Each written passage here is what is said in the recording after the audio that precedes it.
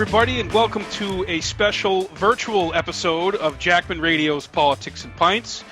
I'm your co-host, Mike Jackman, joined, as always, by the other twin, Mr. Eric Jackman. And we're very excited today. We have a friend of, 14 years now, guys. Friend of 14 years, an OG in searching for the truth and telling the truth about what's going on, a producer of Loose Change, Second Edition, Loose Change, Final Cut. He created the films Invisible Empire, Fabled Enemies, which is still one of the best films about 9/11. Folks, we have the Info Warrior. We got the leader of the Bermas Brigade, Jason Bermas. Jason, how you doing today, man? I'm super excited to be here. I think you guys know that I'm super excited to be here. I wish we could have done it in person, but I guess that everybody is now doing everything virtual, even though all those talk shows that are hackneyed and terrible and have been for decades are even more apparent that they are hackneyed and terrible. And as I understand it, gentlemen, we are going to be having some pints. So I have my Red Jug Pub, the bar I used to run, glass here. I'm wearing my Sunday Fun Day Red Jug Pub t-shirt.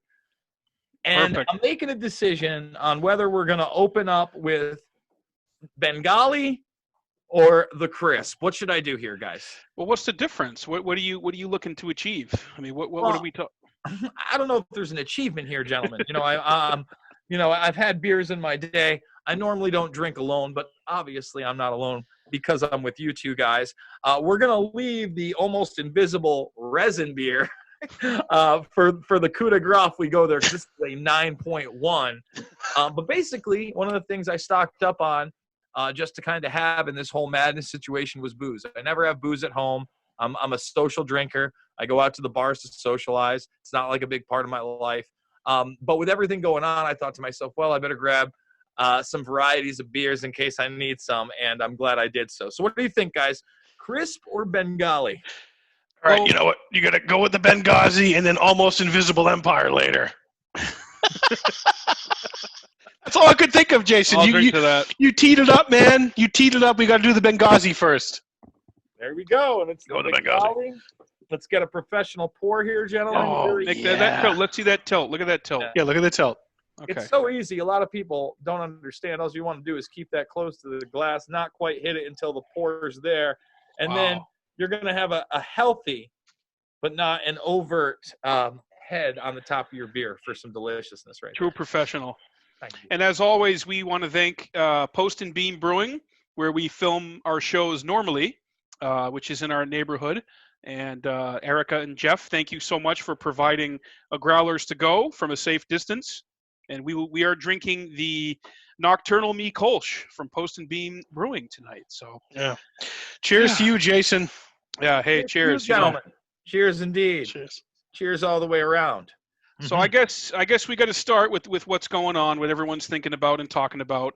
Although today, thankfully, we were able to forget about it for a couple hours because we did some safe social distancing with some friends. So we talked about something other than this, but the coronavirus. You've been covering this, I think, since December or January. What do you make of where we are now in April with the coronavirus, Jason? I mean, it's really tough because there are some people that are just in complete denial that any of it's real, and that's frustrating to me, especially being in New York and talking to nurses on the scene and trying to break down the numbers so much. I'm glad that it seems like the lockdown is subsiding and that the militarization is not as bad as I feared it would be. I think we have a long way to go because there's so much rhetoric being thrown out. And I also think that the economic repercussions of all this have barely been felt at this point. Yeah, no, I agree. And I think there's, we were saying earlier, there's almost there's two camps with the coronavirus. There's some people who kind of feel like the whole thing is a giant hoax, which I don't agree with. And then there's some people who think you have to stay inside, never go out, and totally react as if this were like the end of the world. I think we have to meet somewhere in the middle, and we should, be safe with what we're doing and just use some of our own intelligence and the word you like to use, the D word, discernment. And, the last 5+ weeks we've been doing that. I mean, my uncle and my aunt have it. One of my friends has it, and it is serious. I mean, these are otherwise healthy people who were having trouble breathing, and it's real. So, the numbers, I mean, we can talk about the numbers, we can talk about the infection rate, we can talk about the origins, but this is actually a real thing that's going on.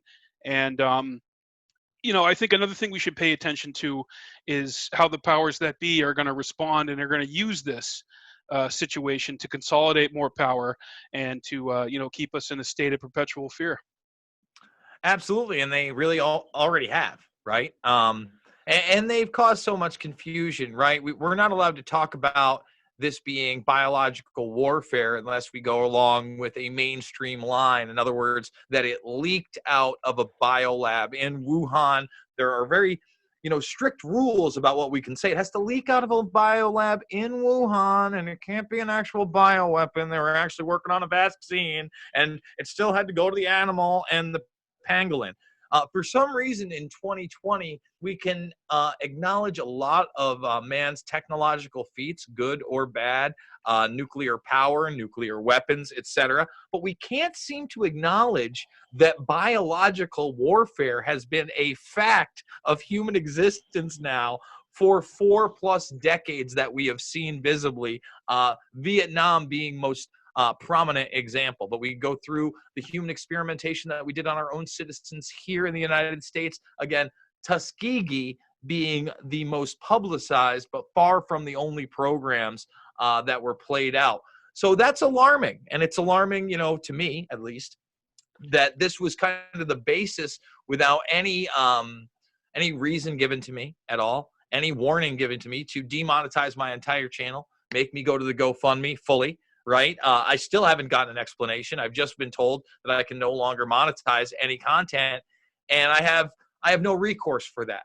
And yet 90+% of what I do is not speculate, but bring up mainstream media articles, correct? And mainstream media clips and government documents that are legitimate, and go over them with my audience. That's all. That's 90% of my content. And somehow that's harmful. That's pretty alarming to me. There's got to be somebody who's kind of keeping track of what's going. There's probably someone who's on the payroll at YouTube and Google who their main job is just to look at guys like you. I mean, now that you have and congratulations, by the way, for breaching 50,000 subs. That's awesome. Let's drink to that. Yeah, I'll drink to that, man. Congratulations, Jason. That's freaking awesome, man. Yeah. You are doing, Bermas, you are doing fucking laps around the legacy media. You are doing laps around them, my friend. So you were to be lauded for that. Well, I appreciate it, but I mean, again, when the legacy media isn't pointing out the fact, and obviously had the resources to do so, that being put on a ventilator was an 80 to 90% death sentence, and for me to start saying that, and then people saying I'm fear-mongering, and then for that to become a mainline talking point because of doctors like Dr. Cameron Siddell down in New York City, and his video going viral.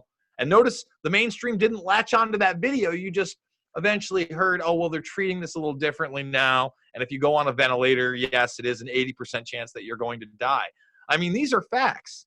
And again, you can look at the numbers, especially in New York, where the biggest outbreak has happened in this country.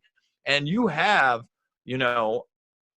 not tens of thousands yet, but on the brink of tens of thousands. That's almost 20,000 unaccounted for deaths that don't seem to fit into the averages of previous years. Right. Yeah. And it's interesting, too, because a lot of people seem to be just listening to the Cuomo brothers or to Bill Gates. Now, who anointed Bill Gates in charge of this whole deal? And I wanted to ask you about Bill Gates, Bermas, because you talk about him, obviously, in your channel, and you've had Whitney Webb on, and you've talked about, Gates's connections to Jeffrey Epstein, which we can get into later. But you see so many people sharing memes on Facebook where Bill Gates is this god now. He's this godhead. We have to listen to him. We got to share his memes. We got to watch his fucking Netflix series and just, pray to the altar of Bill Gates. And you have two extremes. Again, you have people who love him and think which I think polls show he's the most respected or admired man in the entire globe. And then you have people who hate him and think he's behind everything nefarious. What's your take? Well, I kind of lean towards sympathy for those that are at least observant enough to realize that There might be something else behind his motivations to create GMO mosquitoes, to vaccinate people against malaria, or to have hurricane machines that can knock out storms and control the weather. Or when he puts up equations at TED Talks, and I was showing somebody this earlier, where you had an equation that essentially said that either we find 0-point energy or we have to end all life on Earth that emits carbon dioxide. And please check it out yourself. I can see where people are skeptical when the media props him up with guys like David Rockefeller, Henry Kissinger, Ted Turner, at the super best friends meeting with Michael Bloomberg and Oprah Winfrey, where they're going to take on population control back in 2009. Yeah, I've got questions. And a lot of people don't understand, these experimentations that are going on often aren't done through these foundations in the United States. Why? Because it would be illegal and inhumane to do them here. And we have to remember that India kicked the Bill and Melinda Gates Foundation out of their country based on allegations by people that they were harming citizens. Now, in court, I believe the Bill and Melinda Gates Foundation won, so I'm going to be very careful here. But that didn't mean they didn't get them the fuck out of there. And that should show you the kind of power that people outside of nation states have. George Soros did meet with that group I just talked about. That's not a joke. Like, that group really met in 2009 to talk about population control. At the same time, I'm not accusing any of those people individually of releasing this on their own, and I'm certainly not going with the narrative it was an American bioweapon like China's blaming, right? China and Iran have now publicly stated that, and now we're floating the idea in the United States through the Epic Times documentary and Sean Hannity and Tucker Carlson and others that it's a leak from that biolab in Wuhan, etc. Those seem to be more accepted narratives. But how many biolabs are there, and how many groups outside of nation states have a desire to control humanity? Why does it have to be China or America? Let's face it, man. Our intelligence agencies, the CIA, the FBI, even the Mossad, they don't do the dirty work anymore. They hire Stratford or subbed out. Yeah, or it's subbed Black out. Cube. Right. So what's not to say you got just somebody that's ready to go rogue and put this out there for their own benefit before they die, before they meet their maker. There's so many scenarios on who could have put this out. I often liken it to children of men. Why? Because in that post world where nobody can have children and this virus is spread, you've got the people that don't trust the government, the people that think it was, rogue groups, the people that think it's natural. I mean, there's just so many conflicting narratives. Nobody knows who to trust anymore. And you got to remember the guys at the top, the Bilderberg Group. What was one of their directives? The post-truth world. Well, post-truth world, and we now have a post-truth presidency where you can't even keep up on the lying and the obfuscation and the bullshit and just covering up and misdirection and it's unbelievable, Bermas. I mean, you know, and this is what I love about what you do, Bermas, because there's things about Trump we all like. Like, there's things that the Jackman brothers we love about Trump. I know there's things you love about him, but then there's things you're like, Jesus, Trump, man, that sucks. That's stupid. You're ill-informed. You have a bunch of neocon vipers around you, warmongering assholes who want to go into Iran. They want to do the bidding of Netanyahu, the bidding of Saudi Arabia, you know, X, Y, and Z. But, you know, where are we going? I mean, is Trump who's leading Trump? Is he just like totally oblivious and not even understanding what's happening with this whole thing, or is he following a narrative from someone during this whole virus? Here's how I feel about the whole thing. Especially with the coronavirus in particular. I don't think they were straight up with him. In fact, before the Red Dawn emails came out, I predicted you would see more and more leaks that would suggest that the administration should have been more prepared. But again, no direct links to Trump outside of maybe a briefing, right? Like a little small memo. And during this time, you can damn well bet with all of the CEOs that left, even Bob Iger at one time of Disney and then having to come back in, and that was later on in the game. Prior to that, in places like November, you saw two big Google CEOs step down. You saw this kind of record number. Let me tell you why you saw that, because those people work internationally. Those people realized this was real.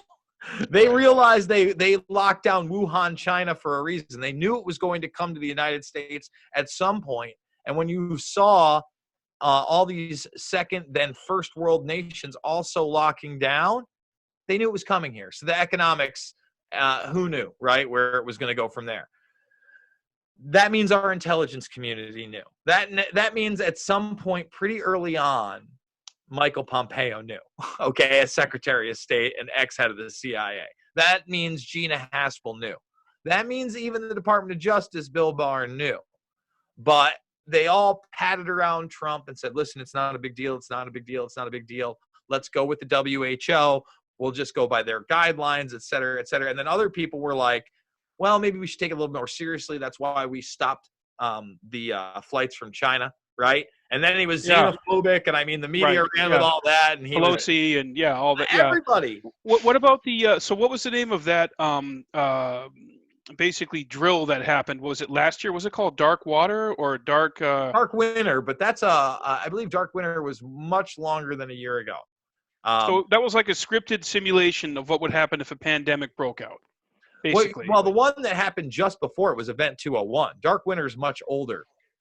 But Event 201, I mean, when you're talking about the talking heads they put on television during the real pandemic and the ones that were at this table, which was put on at Davos, the World Economic Forum, with Johns Hopkins University and Tom Inglesby moderating the whole thing in conjunction with the Bill and Melinda Gates Foundation. Right. I mean, yeah. I mean, I haven't even scratched the surface because we didn't talk about how the Chinese CDC was there, the American CDC was there, Stephen Rice there, and then you have George Gao. I mean, George Gao, by the WHO standards, they phoned it in, by the way. They didn't have an actual representative. They just did some free video. Did a conference call. Yeah, they phoned it in. George Gao was allowed to double the mortality numbers in a day for China with no repercussions at all, no pushback. Right. That should tell you how corrupt these people are and who they're sitting with. Yeah. And you've talked about it too with the same thing with anthrax. I mean, people have such a short memory. I mean, that was under 19 years ago, just after 9/11, and a lot of the actors who were involved in anthrax, and you've talked to Whitney Webb about this. Hopefully, we can get her on at some point. Are now involved telling us about the coronavirus. So it's interesting. Yeah, all these same players. And again, if you talk about biological warfare, you're a crazy conspiracy theorist. You're so nutty. But in the Project for a New American Century document that so many people point out with that new Pearl Harbor, what else are they talking about? Biological warfare in the coming decades. Catalyzing events, new mechanism. That's a reality. I didn't put it on paper. I'm not part of anything, Tank. Nobody's saying, Jason Bermas, come on into the Council on Foreign Relations and the Trilateral Commission. We need your ass. But they're out there. I mean, they wouldn't want you there, man. They wouldn't want you there. So it sounds like Bilderberg's definitely canceled because that's usually in June. And you've been talking a lot about the Bohemian Grove, the history of the Grove. You've got those really incredible. They're like encyclopedias. They're like they're like yearbooks. They're like junior high yearbooks of the Grove. The annals of all these elites cross-dressing and worshiping an owl and those are the people that are in charge, that are the opinion makers that shape perception, that decide on war and peace, on the economy, and not many people have much of an idea about that. So what's that all about?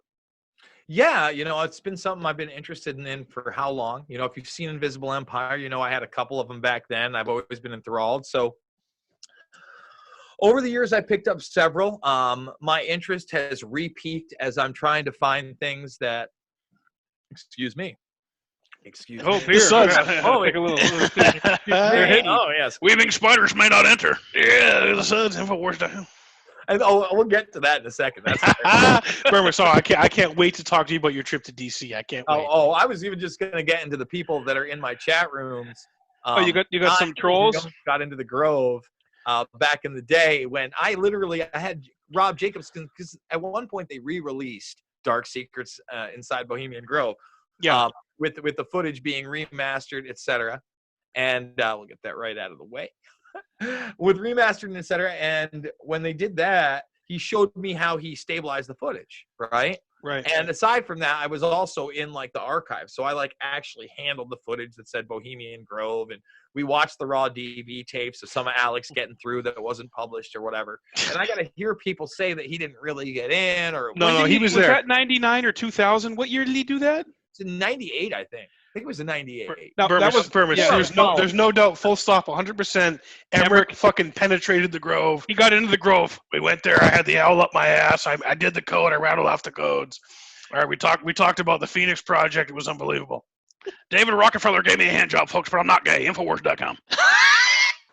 So what's really interesting outside of like the weird occult stuff and the owl, and believe me, I go into all that, and the cross-dressing and the man's club, is the things that I can actually learn from these annals that I'm getting. Because they're not every year, by the way. They're that every 10, 12 years. 10. I've only got 10 of them. There's only 10. Well, one volume might be from like 1970 to 1985 or something, right? Like yeah, but there's like that. One that just is the Centennial Edition that's extremely thick. That does a lot more than that. And the thing Bermas, is thick spelled THICC? One day. Yes, I make love to the books. And I'm sorry to interrupt. I want to pick your brain, Bermas. Dude, has Donald Trump ever been to Bohemian Grove? Look, I went there. It was so gay. It was so disgusting. I went to plenty of Elton John concerts. I didn't need to go to Bohemian Grove. Well, let's say this. What do you think, Bermas? If he doesn't go, he would be the first Republican president not to go since Coolidge. So if he hasn't gone yet. Dude. Bermas, are you fucking serious? He would be the first. I got a picture in there of George Bush with a bunch of people dressed like spooks. Yeah, they're kind of. I love that picture. Yeah, they're kind of. And Mike, that reminds me, Bermas, when we sat down with Andy Card. We're bros with Andy Card. We know him. Okay. And Mike was just like kind of off the cuff, like George H.W. Bush. Was he CIA before he was director? No. Yeah, he was. He's got the fucking. It's so funny because I just had a fraternity brother, older guy, over, and we were supposed to have our alumni weekend this weekend, and he lives about 90 miles out, so he just wanted to get the chicken from the place and wanted to get out of the house or whatever, so he came over, and I was literally showing him not half an hour ago, right before we started, footage of George H.W. Bush and the memo from J. Edgar Hoover of him being at Dallas as the head CIA officer. George Bush in the CIA. Yeah. Showing him footage of the Secret Service, being called off of JFK's car just before the assassination, and showing him how Hinckley, the man that shot Reagan 69 days, I think, into his presidency, his family was heavily connected to the Bush family, and that Hinckley is no longer in jail. So, yeah, his brother was supposed to meet with Marvin Bush or Neil Bush that night. Neil Bush that night. The next night they were supposed to have dinner, and they had called that off. To get back to the Grove and how interesting it is. I cut you off, Bermas. You were talking about the picture. They were all pretending to be spooks with Poppy Bush. You were just saying, Trump. I'm just saying if he hasn't been there, it'd be interesting. But even more interesting than just the annals, guys. Let me show you this one. He's got the documents. For about $150 on eBay. Are there more copies? I want a copy of that. I live for this. All right, so I'm starting to read this, and what's really interesting about this is the greatest men's party on earth. Sign me up. Grove. It's got Pan on the cover. It's published in 74, but I think that he got to go in 72, and it's a guy named John Vanderseat, right? So he gets to go in and actually give a firsthand account, and even has the Bohemian Grove cremation of care ritual and what they say while they cremate Dull Care in the beginning. Talks about Richard Helms being there, etc. But if you just look, again, so important for everybody to understand about how important this is and relevant even today. Redwood in Hollywood, the bomb. There Okay, you go. that's literally The nuke. referring to the nuclear project. That's where it started. Wall Yeah. Street and Shangri-La. Guys, in 74. Oh, come on, Jason. Somebody would have talked. Somebody would have talked about the largest secretive program of all time. There's no conspiracies can exist. Somebody would have talked. Bermas, you know what stuck with me too, man? When you were talking about it, I think with Steve, you're like, this is the elite's middle class. It's literally in their book. These motherfuckers are the middle class, dude. They got like $100 million. What does that make me, man? Well, brother, it's in. I can't wait to show it to everybody. I've got to go in. I want to say it's in volume 8, the art volume. And I'm so mad I didn't buy that volume 9. Ooh, we're going to get that for you. We'll get it. That's your early Christmas gift because no one's living to Christmas. So we're going to get that for you. We're not going to be around for Christmas. So, but Bermas, what does that mean that these fucking guys, like the dude from the Grateful Dead, Colin the guy Powell, from The Simpsons, Reagan, like Spinal Tap, dude, these guys are middle class. I mean, what does that mean, Bermas, about the predator class, like you call them? Well, it's exactly what you think it means. It's them furthering their agendas of their masters without really even knowing it, with feeling a fraternal bond with them, right? Because it is a lot of fun. It's fun. Yeah, it's a lot. Hey, we're having fun, but we're not sacrificing babies and worshiping an owl. We're having a good time, folks. One of the things that really caught me already reading this, I got to find it here, but was the amount of encampments that were actually in there. Oh, hillbillies?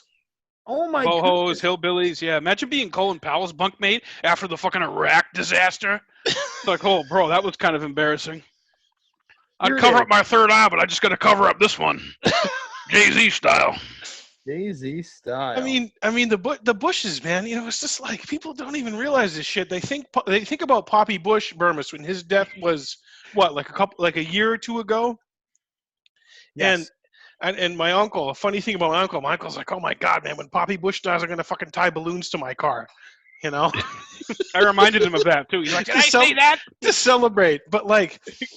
Dude, H.W. Bush was the fucking OG of like spying and operations and surveillance. Wall Street meeting government. Yeah. Wall Street, dude, and fucking around the planet, Bermas, and people don't even realize this. That's why he got a big section in Invisible Empire. You know, that's why he got that who the hell is this guy section, because people need to know who he is. Now, the Grove has grown over the years, right? But again, published in 74. Let me show you just an idea of the compartmentalization, okay? Yeah. There are 126 camps in all, okay? Clubs within the club.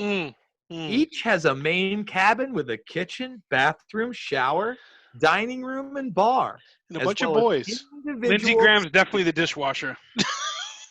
Hold on. The size and extent of these camps are astonishing, and so are the logistical problems they raise. It suddenly seems as if all the river towns are enterprises, the cabins and liquor stores, the drugs and hardware stores, glassware shops, carpenters, gas stations, bars, electricians, glaziers, all of them are based around this seasonal community of 3 weeks. Think about that. In July, yeah. Now, Bermas, let me ask you, dude, the Kennedys didn't fuck around with this. Jack and Bobby, they didn't fuck around. Robert isn't here. Robert, listen. No, Bermas, no, say it ain't so, Bermas. We speak of a drag show with people. Teddy's dressing up as the owl and driving off the bridge. I just read it, and you know me, man. No, it's not about left or right. No, it's not. And Bermas, look, you know I love the Kennedys, man. You know I love JFK. I love Bobby. I'm into the Kennedys. But, dude, if you found them in there, Bermas, if you got the documents, if you can show us the documents. If there's a goblin's nest, they're getting goblin slop on them, folks. I mean, look, right above your shoulder there is Congressman Ron Paul below the star. The star is Luciferian. That doesn't mean that Ron Paul's Luciferian. Then you got JFK, then you got Tulsi Gabbard. Hold on, Mike. Bermas, tell us about Robert Kennedy. Before we get to Kennedy, because I want to be fair, I want to get to this one. If the president came to, this is why Nixon wasn't coming the year he was there. It's faggoty. Right? So he's explaining why Nixon isn't coming this year. To maintain the club's policy of excluding the press, Secretary of Defense Melvin Laird is expected, however, and Secretary of State William Rogers, William F. Buckley Jr., is in camp carrying a sheaf of Bach pieces, which he seems determined to play on every available piano. David Niven is here, and Earl Warren, Richard Helms. Ooh, That's the ex-head of the CIA. that's juicy. Fine. Juicy. Andy Devine, Herman Walk, and Art Linkletter. Now let's get down to where he brings up Kennedy. He goes, why have the paths of American men as seemingly diverse as Dwight Eisenhower and Bobby Kennedy, Pat Brown and Richard Nixon, Earl Warren and Barry Goldwater all passed through this one-way woods? So I am stoked to finish this bad boy. Oh. What a book. Can you send that to us when you're done, Bermas? I want to read that. I want the book. I want the document. I want the document. Give me the book. Give me the book, Bermas. PDF it. Okay. No, Bermas. Nixon's quote about the fucking Grove. I don't shake hands with anybody from that bohemian. He admits to attending it from time to time. That's the most goddamn faggoty thing you could imagine. Well, There was a hot mic that caught that. Hey, we can say it. He did say it. Hold on. I'm just quoting a president. I'm not fucking. Yeah, no, I'm quoting a president. Absolutely. So, all right. So the Kennedys, everybody, dude. If you've been in power in the last, You're at that level. 130 years, 125 years. Mm-hmm. Right? Doesn't this go back to the 1870s or 1880s? yeah. 1872 is when it's founded, but it actually 148 goes back years? to the 1850s. Check this one out right here. I think I showed this, but I haven't taken the picture yet. Think about these old dudes that had a whole bunch of owls in things and took a picture back in the day and got them to stay there, basically. I don't know if they killed them and mounted them to get that picture. But, well, one of my favorite memories of so we're in New Hampshire, as your viewers may or may not know, and one of my favorite memories from you can call it truth squatting or bird dogging or asking presidential candidates a question about whatever you want to, if you have the balls to do it or you can get close to do it. You can call it, bravery or stupidity. I think it's a mixture of both on my part. But I saw former New Mexican governor Bill Richardson, who has been named in the whole Epstein deal, which we can get to. I saw him in 2007 or 8 when he was running for president in Keene, New Hampshire, and I watched him speak. I watched him go through all his bullshit. And then, there wasn't a lot of people up there. I just kind of went up to him and I was like, my friend wanted me to ask you, you spoke at the Bohemian Grove, and supposedly you were giving a talk about energy. Are you a member? And he was like, he was like looking around like, I spoke for like an hour and it was just about energy policy and no, I'm not a member. And he couldn't get away from me quick enough. I mean, that tells you everything, man. I don't know. Look, man, the bottom line is they call the owl a deity. I get it's about wisdom, but another myth that I just bursted is that they've never referred to Satan in any of their works. No, I have their internal documents. Now we know that Satan is actually speaking on behalf of Care. And Dull Care is the Grim Reaper like being that rose up on the boat and gives the effigy to the two underlings, the Neophytes. Is that Walter Cronkite? Walter Cronkite does a recorded intro, right? Is that him? That is what they say. They say they use that later on because it is recorded again. Word for word, John Vandersea actually says what they say in the representation. But, there were news clips out there. I put out, for instance, when they were talking about the bomb and all that other stuff, it's an invisible empire. And the cross-dressing aspect to me, to me it shows you just like how repressed and chameleon a lot of these like they're still in college, Or, I mean, do you think ultimately a lot of these guys are just trying to get away from their wives and blow off some steam for a long weekend? That's some of it. But I think it's more, especially with this club, is, again, men of power. They realize, how much they can gain from this. But again, what's it based in? It's based in paganism, right? Even before the owl deity, they had the giant Buddha. In fact, in one of these, you can see them actually erecting it. That's interesting. Yeah. It's interesting too. I read an interesting blind that I believe it was 2 members of Congress contracted HIV, later died of AIDS from a male prostitute up there in the 70s.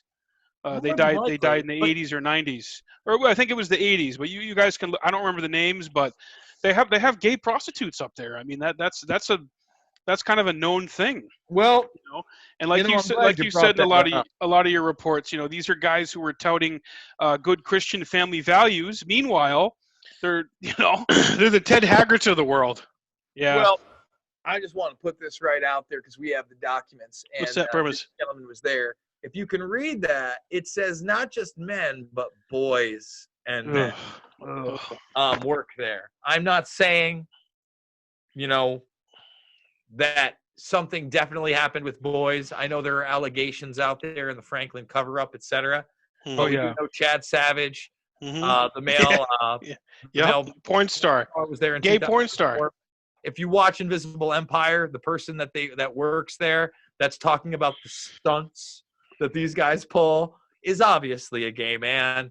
Again, I have no problem with what you do as an adult with other adults. I have a problem when you portray yourself as a Christian conservative to fleece the masses in a chameleon-like manner. Like Larry Craig, yeah, or any of those guys, really. Nope. He had a wide stance. Larry Craig had a wide. In his defense, he had a wide stance. Bermas, did you watch the documentary about the family? Which family? The one that Mark Sanford's a part of, and they do the prayer breakfast in DC On Netflix. It's on Netflix. No, I have not. No, I've not. Oh man, yeah, you got to check it out, man. The family is they're everywhere, and Mike and I interviewed Mark Sanford, and it was something that I debated. Am I going to ask him about it? Should I ask him about it? If I do, will he get out and walk out of our We had interview? like 15 minutes with him. That was like one of our most rushed interviews, even though he dropped out of the race that day. So what exactly is the family about? Just like the international cartel that's out there? Yeah, so the family, they basically, the guy behind it who started it going back to like World War II times was a Nazi fan, like a fanboy of the Nazis' practices and what they believed and how they did things. And it was like, masked as a male organization, your community, you're going to do good. You're going to network with business leaders, political leaders, people in media, people in government, and bring it all together. And Mark Sanford was part of the family, and Mike, you might need John Ensign from Nevada and other people, and they were like basically living rent-free on Capitol Hill. In like a big row house. Big row house right near Capitol Hill, which I walked by when I lived in D.C. for a year, and I was like, holy fuck, they lived here, and they were like essentially living rent-free. And it was, I don't know, it was like basically a cult, and I don't know. I wish I asked him about it. One of these finder situations where some kind of counterculture group has all these connections, and you don't know what's actually going on. Yeah, It's shady. It's definitely shady. What do you think, Mike? What is the family, Mike? Well, I think unfortunately with the whole Sanford deal, which was one of the largest political scandals of the last probably 15 years, which was really, I mean, he was committing infidelity on his wife, obviously, and with he was stupid some hot girl in Argentina. Yeah, well, I mean, then there's other. The documentary goes into the other infidelities that were committed with people Ensign from Nevada, right, and people who were close to him, and the guidance that they sought from the family, right. And I think it's like anything, man. Whether it's Skull and Bones, which you cover extensively, or any other organization or cult, they have blackmailable material on each other. They have compromise. They know each other intricately from a very young age, and if you step out of line or you misspeak about it, you could be excommunicated and your whole career could be ruined. So him, having the affair with the gal down in, what was it?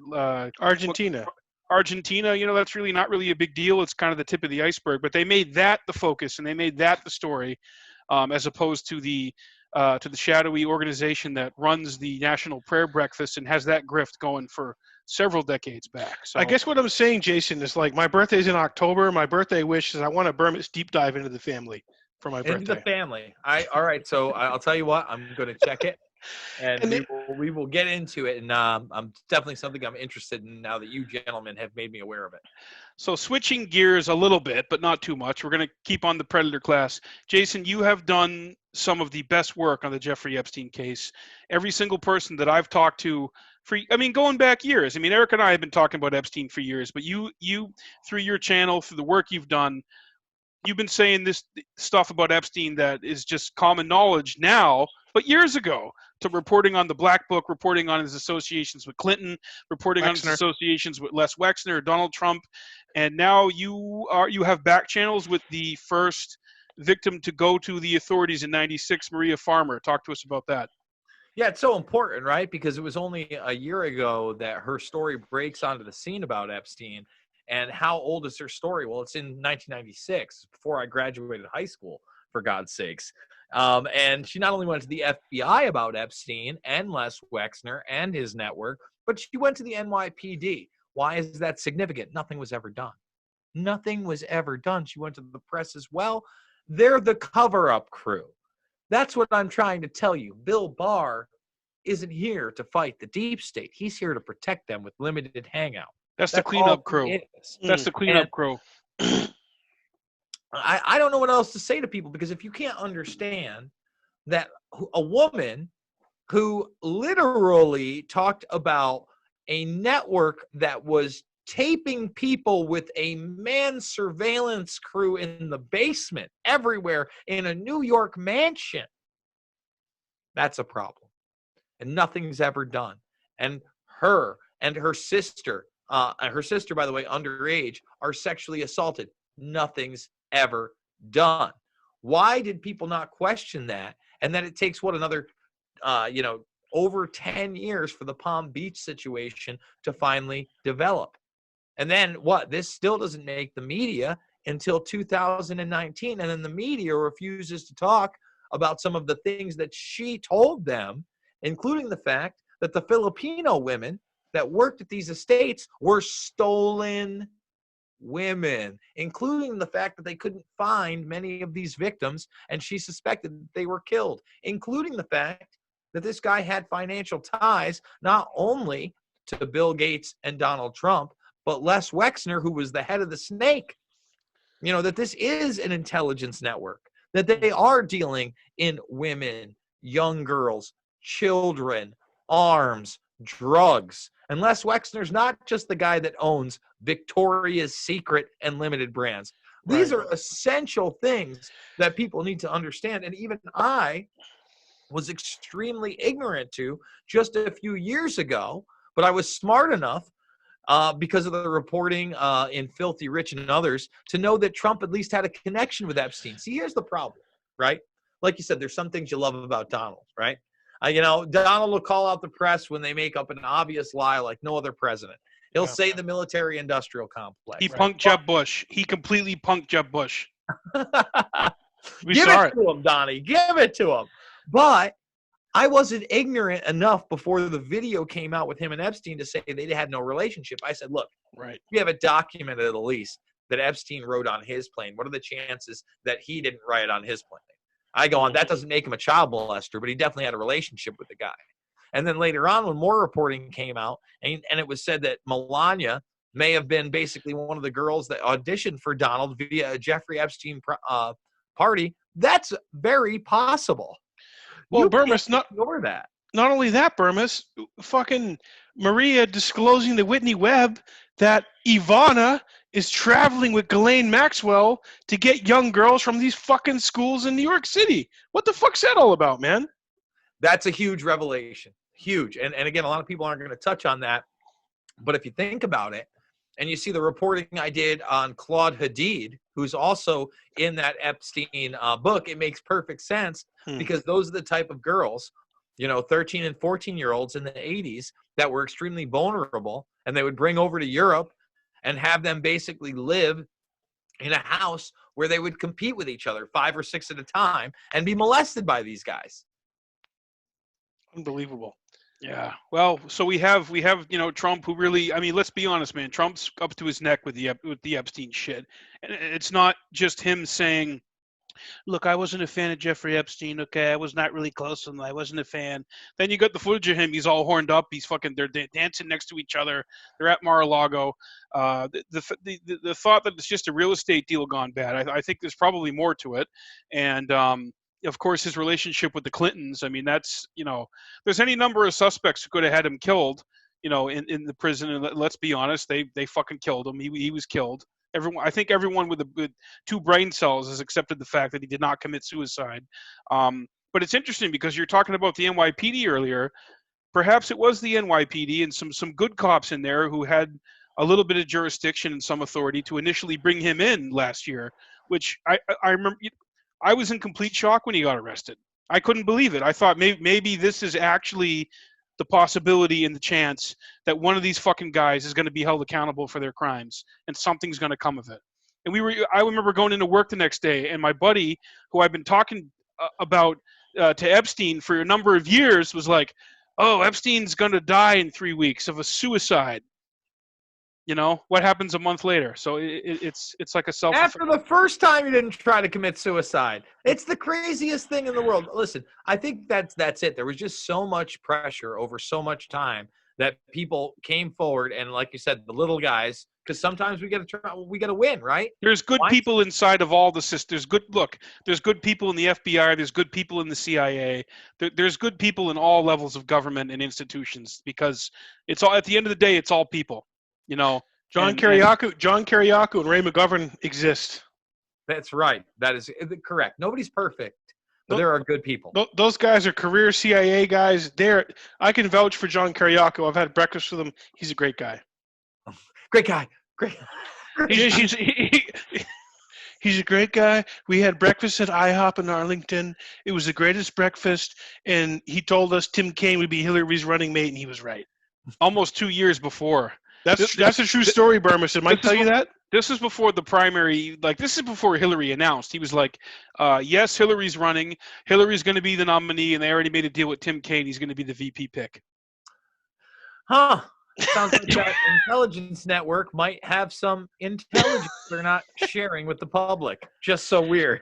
So, Bermas, the takeaway is that Donald Trump is fucking neck deep in the Epstein thing, and the MAGA people and your I call them QAnus, QANUS, because Q is a total bullshit, like Eric Prince, fucking stupid. It's so stupid, Bermas. I mean, I know you agree with me on this. The thing is, anonymous message boards on Reddit and wherever it is, it's so stupid and so fucking harebrained. They have an explanation for everything. But Trump is neck deep in all this too, Bermas. Well, let's talk about. I don't even know if I want to go into the QAnon phenomenon too much, or the Trump apology network. Just trust the plan, Bermas. All right, well, Bermas, just give me your take on Q. But what I do want to go into is Trump and Epstein really quickly, and the evolution of that, right? Okay, and we got to mention Khashoggi's yacht. Well, exactly. We're gonna get to that point in a minute with the Khashoggi stuff. But let's start it off. Even before he's elected, he feels like he's got the gravitas with a Sean Hannity audience, knowing from a guy like Roger Stone, who's buddied up with InfoWars, Nexium, that if he mentions Epstein and the relationship to the Clintons, it is going to be all over every single alternative media site. It's going to go viral. It's going to go supernova, folks. Folks, he went public. He went public, folks. He went public. That along with, we're going to find out, Saudi Arabia financed 9/11. There were these key debates points that he knew had a lot of truth, were in the mainstream, and he was comfortable enough saying he couldn't be attacked. Now at least at that point gave me the idea, yeah, maybe he had a relationship with Epstein, but he hadn't molested anybody, etc., which still may be the case, right? However, then when you finally get him and it's down to the nitty-gritty, you have the most prolific child molester / billionaire / arms dealer / possible deep state operative ever, also an American citizen. And you kept El Chapo alive, but Epstein didn't kill himself not once but twice. Okay? All right. So let's stop. Let's roll it back, because we're going to roll it back.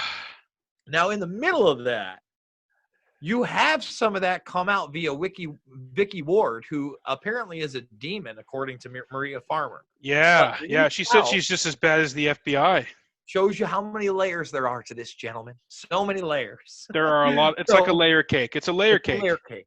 So she drops just a little hint scan hutch, as she was the one that was going to break the story for Vanity Fair and break the veil of the mainstream media alliance, that Epstein had a relationship with Khashoggi and was involved in intelligence. And that's why he's going to fucking, I can't remember him, the guy that looks like a frog, Acosta.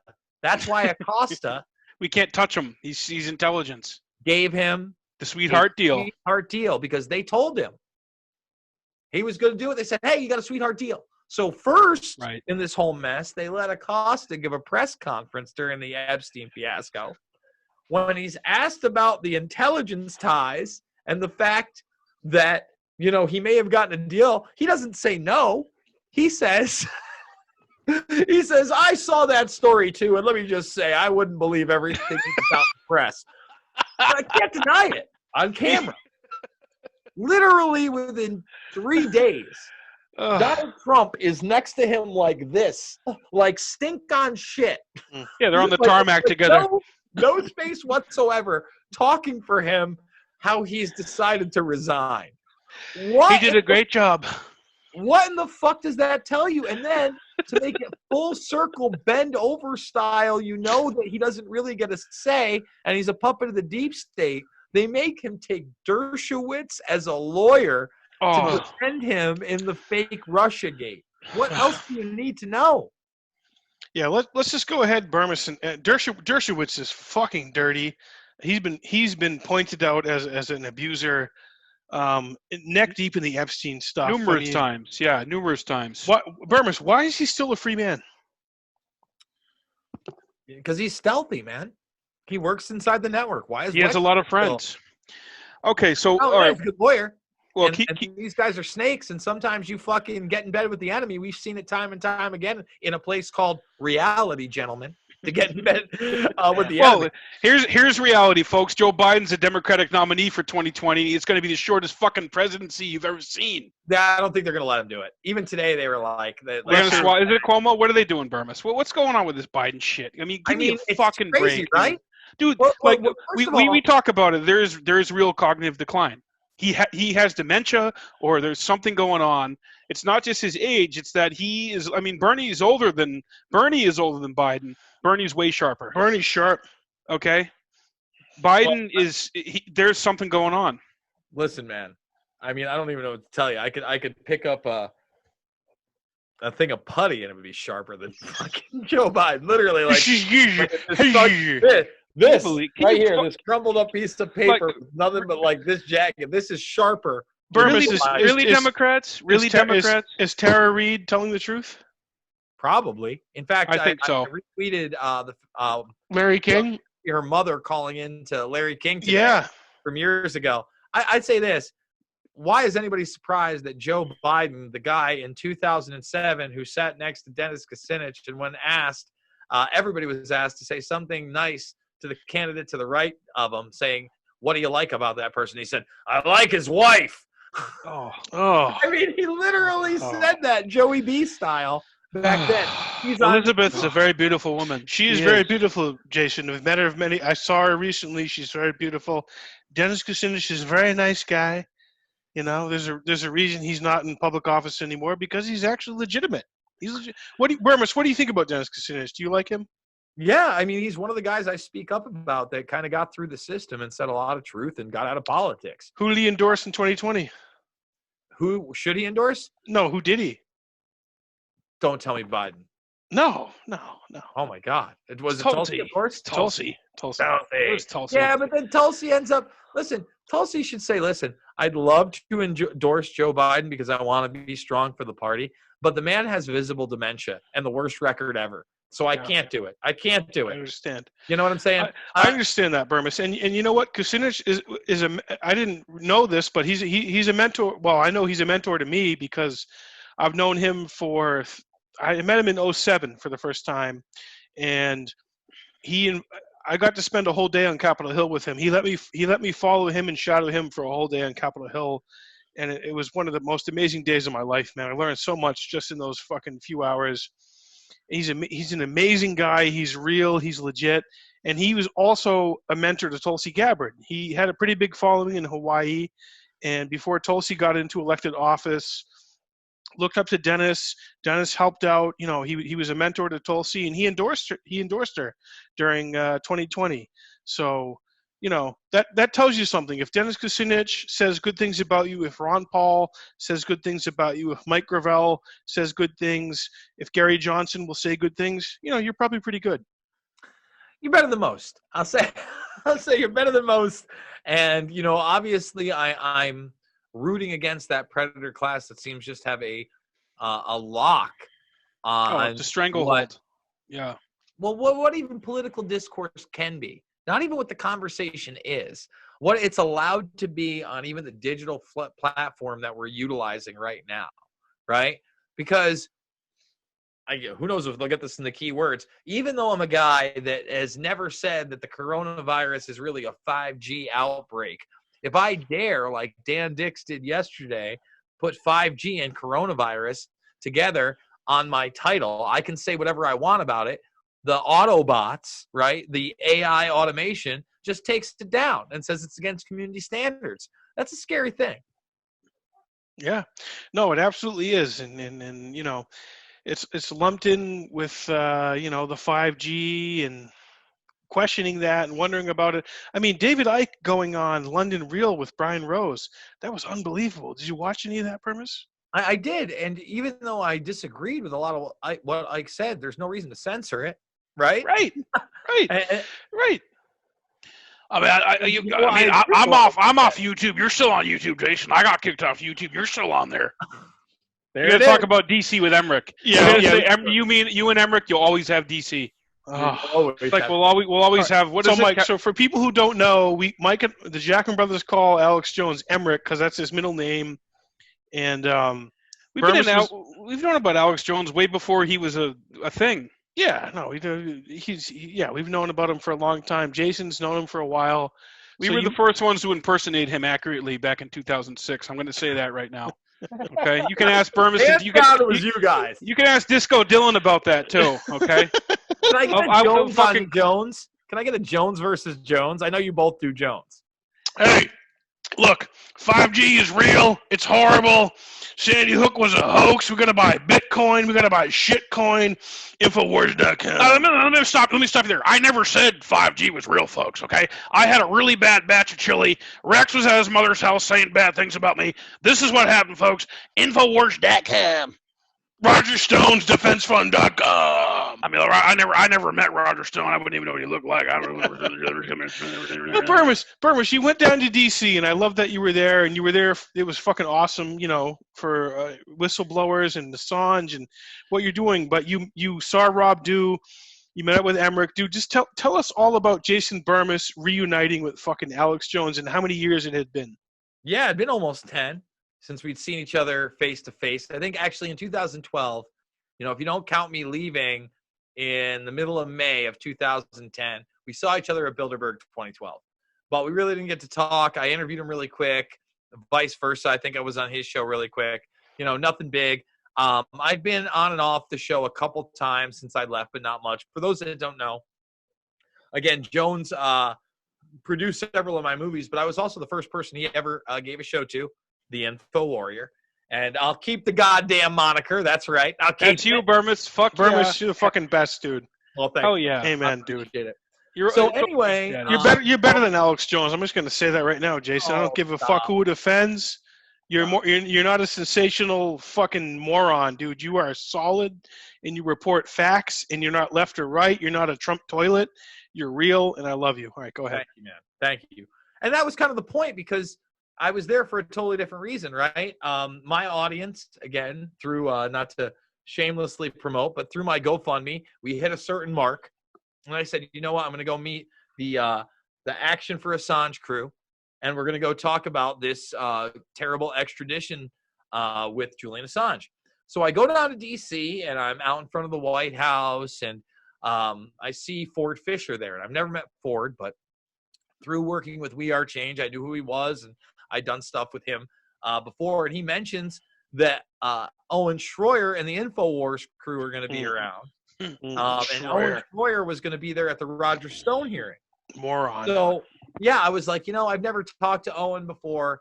I think maybe this would be a good time to talk to him about Assange if I can go to the Roger Stone thing. Because, again, as much as I don't like Roger Stone, and I don't like that he's the godfather of modern-day lobbying, I think he got railroaded and should not be going to jail.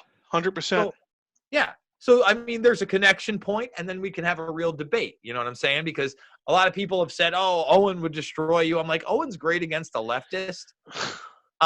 He's not going to be great against me. Bermas, Owen isn't good against intelligence. You are an intelligent, fucking sentient, independent, strong-minded, like, human being who has a grasp on the. Owen Schroyer is a dude. I don't want to insult him, but like, dude, nothing against you. Again, Schroyer is good again when you're in that one paradigm, and it's very easy. Right, paradigm's the operative word. Yeah. Yeah, disassemble the lies of the extreme left, right? Sure. Like, it's not hard. Sure.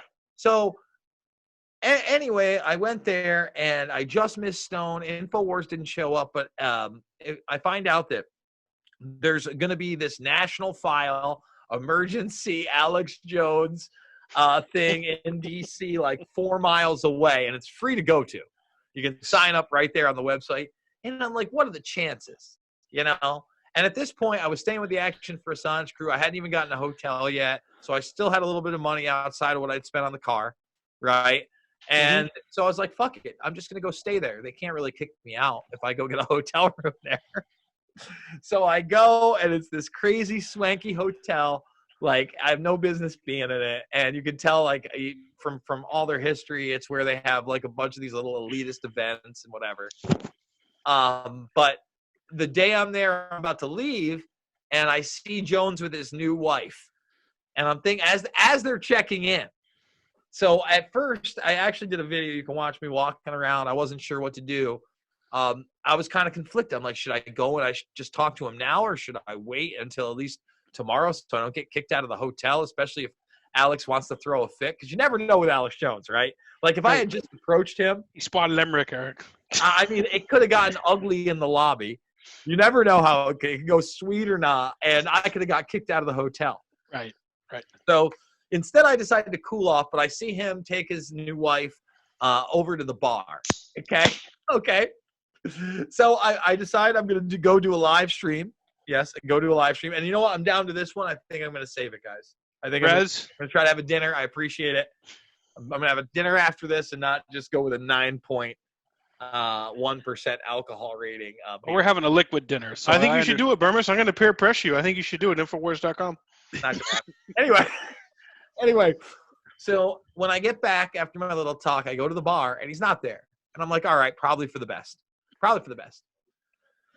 So then the next day when the event is there, Patrick Howley of National File is putting it on. He's wrote for the Epic Times, a bunch of other independent organizations, Big League Politics, etc.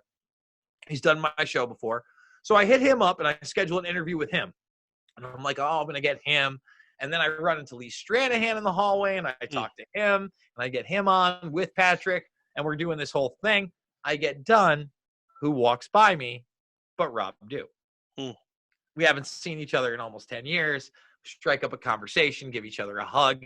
However, we have kept in touch. When Jones was on Rogan, Dew was there. We were actually texting back and forth, and I actually, again, I'll say it, and I'm not trying to blow Rob's spot up, but back in January of 2019, I gave them the McGregor story of McGregor being a violent serial rapist. I don't know what else to say. If you haven't seen my stuff, guys, there's playlists.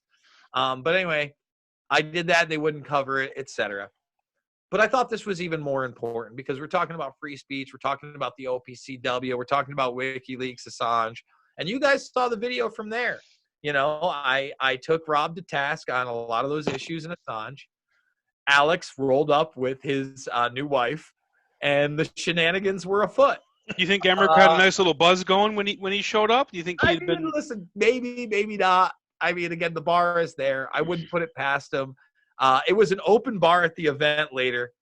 He had promised me an interview after everything. But guys, if you watched it, as much as the back and forth, and you beg for your job back. You guys love each other. Yeah, you guys love each other. I put him on the spot about Assange. I wasn't going to let him get away without talking. That was the right thing, Jason, too, because, we needed him to comment on that, because that is a free speech matter that transcends fucking everything, dude. The fuckery and the crimes and dude, whatever, man. Assange is that they can cry and yell to me all they want that they covered it, but they sure didn't cover the OPCW, which was which, for those that don't know, that is the confirmation through WikiLeaks recently, after Assange has been officially, I don't even know what to call it, arrested, because he hasn't been charged, but detained or whatever, and maybe tortured, charged, basically tortured. that these attacks in Syria never happened. Hashtag Tulsi. Right? Yeah, and Tulsi's the one person that questioned it. Who's back the only one in Congress who had the balls, who had the courage to question it? So that not being covered by Alex was hurtful, and the fact that he's in D.C. at the same time they're trying to extradite him to D.C., and that's not on the agenda of a free speech conference. I was like, you know what? I'm going to make him answer the thing. I'm going to put his feet to the fire. He would have done the same thing to me if I was as big as him with a megaphone. 10 years ago, yeah, exactly. No, I mean, exactly, So he did. He answered it. And on top of answering it at the event, it was a strong talking point with everybody. Even guys like Nick Fuentes, who showed up, had to comment on it. I haven't put all that national file thing out there, but Millie Weaver had to talk about it. All of them had to talk about it. Owen Schroyer had to talk about it. And I'll tell you guys, I didn't have a lot of interaction with Alex after that, right? Me and Dew hung out. I hung out with Hank Harrison, some of the other InfoWars crew. Way later in the night, we had some drinks. But the last thing I said to Alex when I saw him, and it was in passing because he was getting mobbed by people, is I touched his arm as we walked by, and I said, "Thank you, Alex." And he looked at me, and he gave me the gravel and walked away. And that was enough. That was enough. You know what I mean? And me and Dew, have talked back and forth. We're still in touch. And the thing is that, I'm still going to hold his feet to the fire on the Chi-Com Democrat narrative. And you have to. But at the same time, just like, Next News Network and Franchi, in my opinion, in a lot of ways, are too much of Trump cheerleaders. They just gave me an audience of, 1.5 million people potentially. You know what I'm saying? Yeah. And now that audience gets to come and hear a conversation like this and maybe hear my perspective. And, hey, I don't think Orange Man bad, but that doesn't mean everything Orange Man do is good. Orange Man not perfect.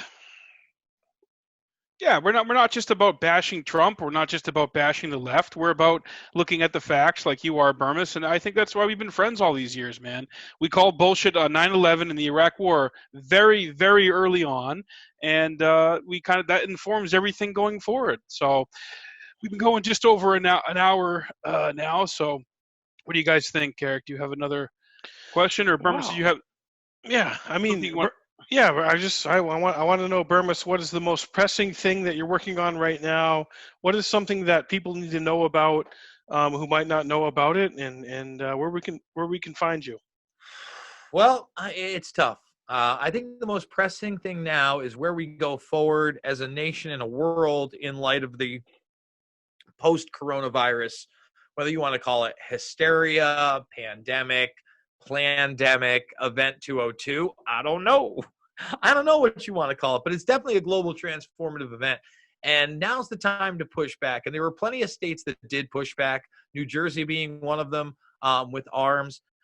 I would just say people need to really pay attention and look outside of not only a left-right paradigm, but a U.S. versus China paradigm, or a U.S. versus Russia paradigm, or a capitalist versus communist paradigm, and really look at that paradigm where there is a predator class that looks at the rest of us, whether we, salute the Chinese flag or the American flag, as just another bug. And that doesn't matter whether you have $10 in your bank account, 10,000, or even 10 million. They look at you as nothing. Again, the people at the Bohemian Grove are looked at as their middle class folks. So we're not talking about the 1%. We're not talking about even the 0.1%. We're talking about the 0.001% at the top of many of these. 1% of 1% of 0.1% of 0.0000 0.1% Ben and Jerry's. Yes, Ben and Jerry's is delicious, by the way. So good. Yeah, no, you're. That's it, man. I agree, Bermas. I think you're right, man. I think you and Whitney Webb have talked about this. Epstein was viewed as middle management in this whole deal. Exactly. A billionaire.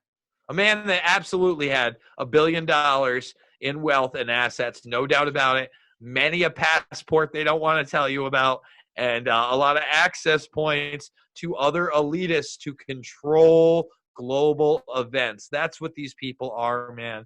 And we have to push back as much as we can, because I think that especially now, an AI-driven, post-human, singularity type society is what they want and what they're pushing for. And this track trace database society we've been living in for a long time is now going to be a post-physical money society if they get their way within the next decade. And that's very apparent. Just with the mechanisms and levers they were able to move in such a short period of time based on an invisible enemy that's origins are unknown, right? No matter what you want to speculate, is frightening enough. Yeah, I think this has been a great excuse for the powers that shouldn't be to advance their agenda even quicker than it probably would have been without this disaster, right? I mean, they're ushering in, right, that you were talking about a cashless society. Local police departments are getting people to sign up for surveillance willingly. I was talking to a local business owner today who said that they were going into their business just to check on things, and people were taking photographs of them outside. So it's like people applauding Big Brother and people kind of wanting it and finding a comfort from it. And for anyone who's been paying attention, for any amount of time, that's kind of scary. It is. And, once again, with all my predictions on this, I'm very glad to see that New York City wasn't encapsulated. I'm very glad to see there wasn't the military presence I had feared there was going to be. I'm very glad to see even Cuomo push back on Rhode Island when they went door to door with the National Guard looking for New Yorkers. So that also shows you sometimes middle management will say, fuck you to upper management. That's the real thing. And as gangster as I think Cuomo and his brother are, there might be limitations to where Mr. Nipples Pierced is willing to go with New York State. So, Bermas, we haven't even gotten to this, but I watched your video because Robbie Martin hit me up. Well, he posted on my Facebook when I posted about Out of Shadows documentary. And I turned to you, Bermas, to your take on it and your review on it. And I watched, you did like a 15, 20-minute review of Out of Shadows, and I thought it was brilliant. And it basically summed up how I felt about it. So if you could talk a little bit about the Out of Shadows documentary, what your takeaway was from it, what was bad about it, what was good about it. Yeah, and Out of Shadows, a lot of people were, obviously going to attack me and say, oh, you're just jealous and this and that. And I was like, no, I mean, as far as a film goes and the narrative, the pacing, the production value, we're talking top of the line, right? We're talking top notch, gets its story across. The guy's story is incredible. Sean Stone did that, right? Was Sean Stone? Sean Stone did Out of Shadows? I don't think so. No, I think it was that isn't Sean Stone. It's somebody else. He wasn't involved at all? I don't think Sean Stone was involved. Maybe he wasn't on Being Ignorant, but I'm pretty sure he wasn't. Maybe he helped it along the way. I don't know, but they did a great job on that aspect of it. Some of the presentation, again, only because you have somebody who's being interviewed that bought into farces like JFK Jr. was alive. Oh, that shit. Or promotes that, for instance, Tom Hanks is a definite pedophile when, as far as I've seen, there's only one anonymous accuser that has no documentation whatsoever that, she even accused this guy in a court of law. And for me, that's not enough. Sarah Ruth, I'm not saying that's not a possibility with Hollywood stars, et cetera. But before you start going and saying those things, you better have, at least some real evidence to point to, right? So you're easily going to be discredited. And one of the other things, and this is a minor gripe of mine, when they covered the Pedogate or Pizzagate stuff, I would have led with maybe the pool email.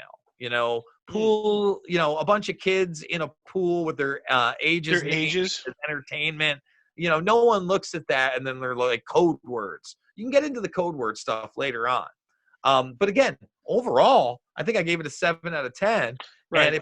And honestly, I probably would have given it a 10 out of 10 if they had presented all the information the same, even with those code words, without, say, somebody that promoted the JFK Jr. thing, right?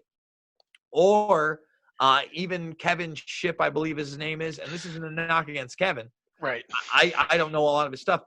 He's CIA, and we've seen what other CIA. I mean, he could be good like McGovern 10 years from now. Hell, I had Ray McGovern in Fabled Enemies. I'm glad I had Ray McGovern in Fabled Enemies. Yeah. I don't agree with everything Ray says either. Still don't. But he's never come out and said, you know what? There are a squadron of molested children on Mars, and we have interstellar travel. Oh, Steele. That area. That was Steele said that, right? By the way, but that's Robert David Steele, right? Yeah, Steele. A guy who had great information on In-Q-Tel and Google and so many things that turned into a very obvious grifter. Yeah. No, you're right about that, Bermas. We're going to wrap it up. So tell everybody, Bermas, where to find you, how we can support you, what you're working on, and give it to us. It is youtube.com/InfoWarrior, as long as they let me keep my channel with, of course, no monetization. That's why you can contribute to the GoFundMe, but make sure to thumbs this video up, subscribe, and share. And my audience, if you're not involved with the Jackman Brothers, you need to be. You need to be involved with the Jackman Brothers right now today. Give us a look. We're running for Senate. Give us a look. I'm Joe Biden. I'm running for Senate. Give me a look and let me smell your hair. Exactly. And then they can follow me on Twitter, man. I'm on the Twitter at Jason Bermas. You've been glaring at it all day. And all my documentaries, they're free. I want you to check them out. I want you to share them. They're hard to find. You can Google them. That's going to be tough. Google doesn't love Jason Bermas. But we're at 50K plus strong, 52K almost. And we're going to continue to grow, man. It just shows you people want something outside of the official narrative. They want somebody that isn't just going to raise a flag that isn't going to say, I'm a donkey or I'm an elephant or, come on, man. It's so tired. It's so tired. So tired. Yeah. People are sick of it. I agree, Bermas. People are sick of it, and that's why we think that you're one of the best, not just independent journalists, but one of the fucking best journalists out there. You don't have a vested stake in a big corporation. You're not Anderson Cooper Vanderbilt. You're not one of the Cuomo boys.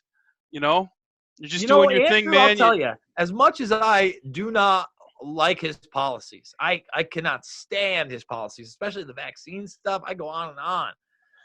I'll say this, man. Boy, does he have some hot daughters. I mean, my goodness. I'll drink to that. I'll drink to your leg. I'll drink to your leg. So there it is. He's a sexist, is he, that Bermas? Oh, yeah. No, I kind of kid. But at the same time, he's very smart. He is. I've watched these, and I understand why people fall under his voodoo. He hasn't panicked.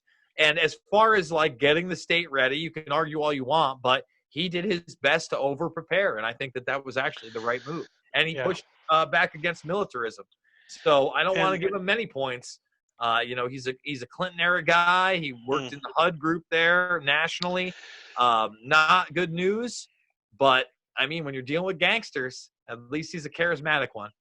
And you know what? The whole thing is overall, dude. We were just sent to document the event, Bermas. Just to document it. We're just here to document it. Yeah, just exactly. All right. Yeah, we're going to wrap things up. Bermas, thank you so much, man. It's been a really fun, great interview, and I'm glad we could make this happen. And thank you again to Post and Beam Brewing for sponsoring Politics and Pints, as always. And we'll see you guys next time for another episode. Cheers.